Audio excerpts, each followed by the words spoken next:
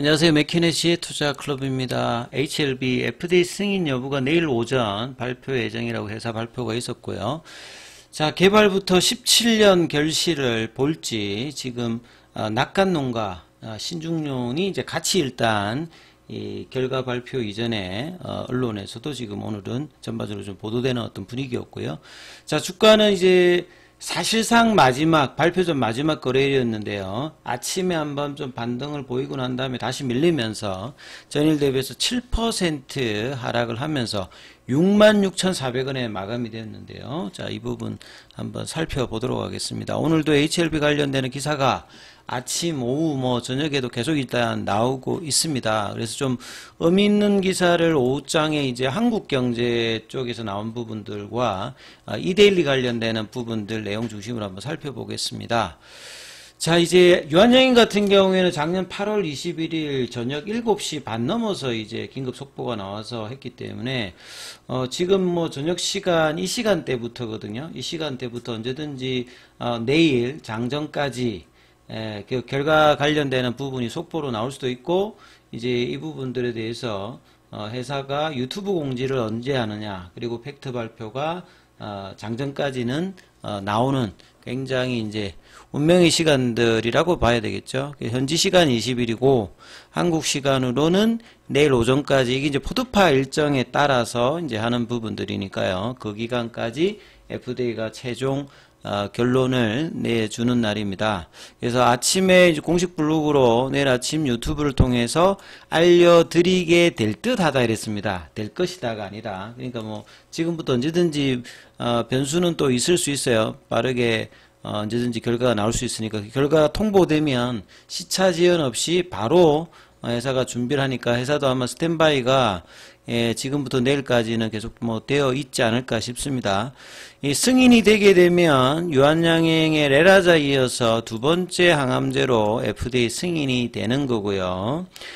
작년도에는 이제 CRL이 나오면서 주가가 단기에 이제 한가 두 번 맞으면서 50% 이상 빠진 어떤 또 이제 곤욕도 좀 치르기도 했습니다. HLB가 작년 3월 달에는 HLB만 해도 이제 시가총액이 12조 7천억에 가깝게 올라갔는데, 빠지면서 전체 어떤 시가총액이 13조 요렇게 등락을 하는 거죠. 그래서 이번 FDA 결정에 따라서 HLB의 글로벌 항암제 시장 진출, 가장 경제성이 높은 미국 시장에 진출하면 나머지 시장에 관련되는 어떤 부분, 특히나 EMA 관련되는 부분들도 더 기대가 되고, 리보세라닙의 여러 적응증 확장 관련되는 부분들이 가장 일단 중요하고요. 그 다음 허가 이후에는 이미 이제 간암 1차 치료제로 표준으로 지금 어느 정도 이제 인정받고 있는 로슈 제품과 아스트라제네카, 그러니까 병용 관련되는 제품에 대해서 직접적으로 경쟁을 하는 거죠. 로슈는 출혈 문제로 아스트라제네카의 어떤 점유율이 작년도에 좀 올라갔기 때문에 이 두 약물 관련되는 부분의 비교는 한용의 CTO가 또 이제 그 공식 블로그에 동영상을 또 올려놨던 부분들이 이제 주요 이제 경쟁 요인이라고 봐야 되겠죠. 그 다음에 이어서 직상장, 그러니까 코스피 이전 상장 관련되는 부분들도 있고요. 그 다음에 허가 이후에는 요 기사는 안 났습니다만 제가 볼 때는 외자 유치가 있습니다. 허가를 조건으로 해서 외국계 자본의 리보세란 가치를 이제 인정해주면서 병용 파트너로서 이제 개발 관련되는 부분에서 자본 유치, 그러니까 베이진사가 이제 이런 걸 통해서 암젠이라든지 로슈라든지 노바티스 관련되는 부분을 하면서 주가가 급등했던 사례를 HLB도 갈 수 있는 이 부분이 또 이제 언론지상에 아직 보도가 되고 있지 않습니다만, 그 다음에 또 이제 수급상으로 보시게 되면 미국하고 중국 갈등, 이거는 프레임이고 팩트하고 전혀 관계가 없는 부분들입니다. 근데 다만 지금 이제 어제하고 오늘에서 공매도에 직접적으로 연관을 줄 수 있는, 대차 거래가 다 공매도로 가는 건 아닙니다만, 공매도 많은 종목에서 이 대차 거래가 신규로 이제 설정되었다고 하는 것은 이달 말에 이제 재개되는 공매도 관련되는 부분에 영향을 수급상으로도 볼 수 있는 어떤 부분이다. 그러니까 이제 성공을 할 때와 그 다음에 또 CRL이 나와서 변수가 생겼을 때 어떤 변동폭은 내일은 당연히 클 것이라고 일단 보여집니다. 이데일리 관련되는 부분들도 헤드카피가 좀 뭐 섹시하게 짰죠. 뭐 아니면 도. 그만큼이 지금 주가라고 하는 측면 자체가 이제 이 기대감을 반영하는 주가 위에서 결과를 기다리는 게 아니라 78,000원 밑에서 더 빠져가지고 2월달 말에 이제 그 에즈모 1차 가이드라인 등재되면서 장중에 97,000원대로 보면 거의 30% 이상 지금 빠졌기 때문에 연초 시가보다 더 빠졌기 때문에요. 그러니까 이제 기대감이라기보다 이제 결과를 보고 주가가 움직인다는 어떤 수준까지 하면서 지금 있기 때문에 지금 뭐 아니면 도 성공했을 때는 뭐 급등이고 그 다음에 그렇지 않았을 때는 추가적인 하락도 이제 당면한 어떤 위치를 뭐 표현하는 부분이겠죠. 그리고 글로벌 신약 허가라고 하는 가실이 정말 힘들고 어렵습니다만 국내 제약바이오 어떤 성장을 위해서도 HLV 같이 직접 판매, 그 다음에 이제 라이센스 아웃이 아니라 상용화 단계까지 이제 시도해서 성공하는 기업들이 국내 입장에 또 반드시 나와야 되고 그 선봉이 HLB다. 그러니까 뭐 유한양인 같은 경우 라이센스 아웃 형태고요. SK 바이오팜의 그 엑스코프리 관련되는 부분들도 사실 이제 뭐 그런 어떤 흐름입니다. 요거는 이제 항암제 라인이 아니집니다만 그래도 이제 한 5년 6년 지나면서 연 매출액이 4천 5천억이고 2028년도에 1조 정도를 보면서 진행하고 있기 때문에 국내 어떤 제약바이오들이 이제 몇 년 사이 많이 질적으로도 변화가 되어 있는 부분이죠. 그래서 국내 기업이 기술 수출 아니다. 라이센스 아웃 형태로만 해서, 그러니까 알테오젠도 이제 이런 부분들을 이야기하면서 플랫폼 수출로 거두는 거 외에 나중에 이제 직접적으로 임상을 개발해서 성공시키겠다. 이런 이야기도 할 만큼 자체 개발해서 FDA 허가 갖는 그런 어떤 약물 도전들을 국내에서도 이제 계속하고 이런 부분에 어떤 이제 촉매 역할을 할 수 있는 게 HLB의 리보세린 캄릴주맙의 허가 여부다. 그렇기 때문에 바이오 전반에 이 부분이 영향이 있을 거고요. 그 다음에 CRA를 수령하면서 승인이 불발되는 경우 당연히 이제 변동성이 뭐 있겠죠. 작년에도 그랬고 2019년도, 2020년도 제약바이오 특히나 FDA 관련되는 허가를 기대했던 약물들이 안 되었을 때는 2019년도에는 상당한 이제 여파가 있었고 그 뒤에는 이제 국내 제약바이오의 질적인 어떤 성장이 있었기 때문에 이제 여러 가지 이제 상황들이 나올 수 있습니다. 일반적으로 이제 허가가 내려질 경우 FDA가 빠르게 결정난다.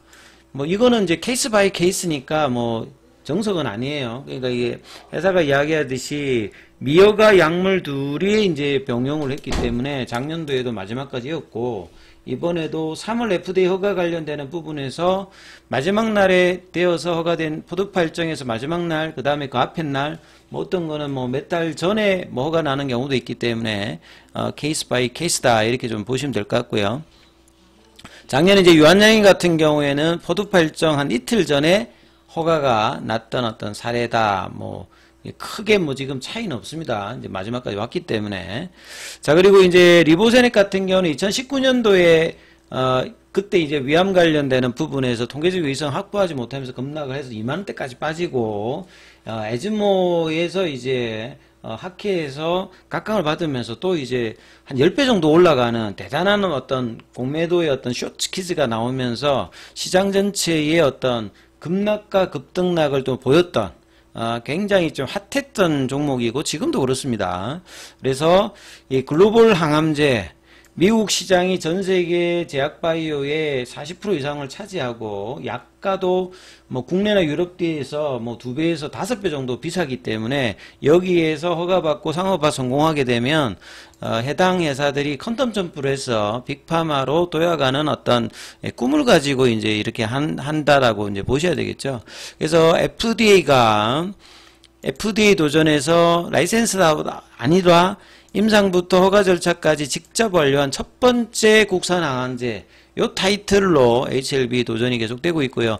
이제 승인되면 이제 글로벌 빅파마가 했듯이 리보세라님의 간암뿐만 아니라 뭐 가장 큰 시장 폐암, 그 다음에 소화기암 쪽에서 해당되는 대장암이라든지 그 다음에 이제 그 육종이라든지 그 다음에 이제 예후가 좀 안 좋은 간암하고 위치가 같은 이제 그 담도암도 있죠. 그 다음에 뭐 식도암, 그 다음에 이제 뭐 피부암이 뭐 흑색종, 그 다음에 갑상선암, 난소암 이런 인디케이션 확장 관련되는 부분의 기대가 항서제약과 파트너십으로 뭐 이어질 거고요. 그 다음에 이제 상업화 단계는 사실 이제 개발 단계 이상의 노력과 특히나 미국 시장 같은 경우는 이제 그런 부분들이 있기 때문에 이 부분들은 리얼로드 데이터와 PBM 등재라든지 NCCN 등재, 그 다음에 마케팅 능력이 이제 허가 이후에 이제 이 부분을 살펴보시면 되고, 이제 이런 부분들이 여전히 이제, 시장성 관련되는 부분에 기대를 하고 있는 게, 일단 뭐 가장 중요한 임상 데이터가 좋기 때문에 그렇습니다. 그래서 회사는 여전히 자신하고 투트랙으로 이미 이제 엘레바 테라피틱스가 40개 주에서 의약품 판매 준비를 했고요. 허가가 되면 남아있는 7개 주는, 라이센스가 확보될 예정으로 작년부터 뭐 준비를 해왔고, 마케팅에서 미국은 각 주가 이제 암센터들이 있기 때문에 여기 이제 키오피는 네오들을 이제 마케팅 전략으로 하겠다. 이런 부분들이고요. 그다음 직판을 위해서는 2022년도에 이제 유상증자 했을 때 자금이 이미 좀 배정이 돼 있는 상태고요. 회사가 작년도에 IR로 밝혔듯이 간암 시장의 어떤 점유율 베스트 인 클래스로 50%를 설정합니다. 그러니까 로슈와 이 아스트라제네카 제품을 제치고 올라가겠다. 이런 어떤 목표를 가지고 있고요. 간암 1차 치료제는 다 허가받고 1조는 다 넘어갔습니다. 예, 소라페닙이나 렘바티넵도 그렇고. 그래서 3년차 목표가 이제 한 2조 대. 그 다음에 피크 매출은 3조 정도로 보고 있거든요. 그래서 간암 전체 시장에서 이 정도 규모를 보고 있는 부분들은 나머지 항암제에서 가장 이제 베스트 인 클래스를 했을 때 절반 정도를 목표로 하고 이제 매출을 잡기 때문에 이게 뭐 허황된 이야기는 아니에요. 그리고 실제로 매출 총이익이 SK바이오팜 엑스코프리도 매출 총이익이 90%가 넘습니다. 그만큼 이제 미국 시장에 팔았을 때 특히나 이제 뭐 저분자 물질 자체는 합성 관련되는 부분들은 굉장히 영업이 높고요. 그 다음에 리보세랄 캄넬리조막 같은 경우에도 면역 항암제 대비해서 다른 약물에 대해서 10분의 1 정도 수준의 원가 경쟁력을 가지고 있기 때문에 OP 바지는 없으니까 이게 나중에는 이제 PBM 등재할 때 나름 이제 유리할 수 있는 어떤 부분 가격 측면에서 그런 어떤 경쟁력도 갖고 있다. 이렇게 좀 보시면 되겠죠. 그래서 베스트 인 클래스의 목표로 여전히 회사가 일단 자신하고 있는 어떤 부분들. 그 다음에 만약에 이제 좀 신중농 관련되는 부분에서 이제 얘기가 나오고 있는 것은 뭐 이런 거 있겠죠. 그 다음에 이제 뭐 캄넬리조막 관련되는 CMC 결과가 어떻게 되는지 지금 아직 알지는 못하는 부분이고 그 처리 여부를 확인해야 되는 거고, 그 다음에 추가로 이제 22.1개월에서 23.8개월로 업데이트된 OS 관련돼서 회사도 이제 한번 이야기했듯이 그 부분들을 이 클래스 2일 때 이제 추가로 이제 이 부분들 데이터를 할 때 시간이 좀 더 필요한 경우들도 FDA 사례 보면 나왔기 때문에 이 부분에 대해서 뭐 이야기할 수 있기 때문에 좀 신중론 이야기도 사실 좀 있긴 있습니다. 그래서 뭐 이 부분들 봐야 되고, 그 다음에 이제 파이프라인을 그동안 리보사람 외에도 여러 이제 확대를 해놨죠. 최근에 이제 엘레바 쪽에서 이제 리라프그라티닉 관련되는 부분들도 라이센스 인해서 하반기 이제 ND 신청 관련되는 준비가 있고, 그 다음에 이제 뭐 선양 남성 관련되는 부분들도 오프라벨 관련되는 부분에 대응 관련되는 부분들이 있죠. 그래서 이제 허가가 되어도 이제 전략들, 그 다음에 허가가 좀 뭐 CRL이 추가로 나와서 했을 때도 여러 전략을 갖출 수 있는 회사의 준비는 이전보다는 훨씬 많은 이제 옵션들을 갖추면서 일단은 보고 있다 이렇게 봐야 되겠죠. 그 다음에 이제 오늘 항서제약 같은 경우에는 어제는 이제 한 3% 중반까지 좀 급등하는 흐름을 보였는데 오늘은 다시 소폭의 연봉 1.40%좀 빠지는 흐름이었고요. 그 다음에 공매도 쪽에서는 오늘 2723주, 그 다음에 공매도 순보유장고 기준 같은 경우에는 이번 주 이제 화요일 날에 양봉이 나왔잖아요. 그래서 이제 공매도 순보유장고는 현물 매수로 이제 300만 주 밑단으로 좀 떨어졌는데 이제 뭐 어제 오늘 또 뺐기 때문에 이 부분들은 나중에 확인하면 좀 더 늘을 수 있겠죠. 그 다음에 이제 어제도 그렇듯이 이제 대차거래 관련되는 부분에서 체결이 좀 많이 늘어났던 게 향후에 이제 공매도 재개에 연결될 수 있는 대차거래 체결이다 이렇게 좀 볼 수가 있을 것 같습니다. 이 차트 관련되는 부분들은 이어지는 영상에서 설명을 드리고요. 장중에는 무료 텔레그램방이 운영되고 있습니다. 동영상 아래 링크 참조해 주시면 되고 입장 문의는 문자로 남겨주시면 안내 드리고 있습니다. 참조하시기 바라겠습니다.